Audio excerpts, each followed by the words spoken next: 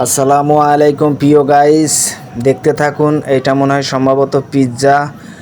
আর এই খানসাই কেলা রাখেছে, এটা বা কি না চিনলে ভয়েসও করা যায় না। যাই হোক, আমি সবই চিনি। এখন বিষয়টা ওইটা না, খুবই সুস্বাদ খাবার। এবং এইটাই দেখেন, আমাদের আদরের আপুদের খাবার অনেক সুন্দর, সবাই খাচ্ছে। এবং না চিনে ভয়েস করতে এসেও তো এক বিপদে পড়ে গেলাম। যাই হোক, বুঝি আমি এসব ডিমের চপ হবে, অনেক সুস্বাদ এবং কিনে তো সবাই খাচ্ছে। এবং দেখতে থাকুন, অনেক মজার একটা খাবার। এই ছোট ভাই সম্ভবত মনে হয় খাওয়ার জন্য ঝোঁক নাছে, ও কাম আছে।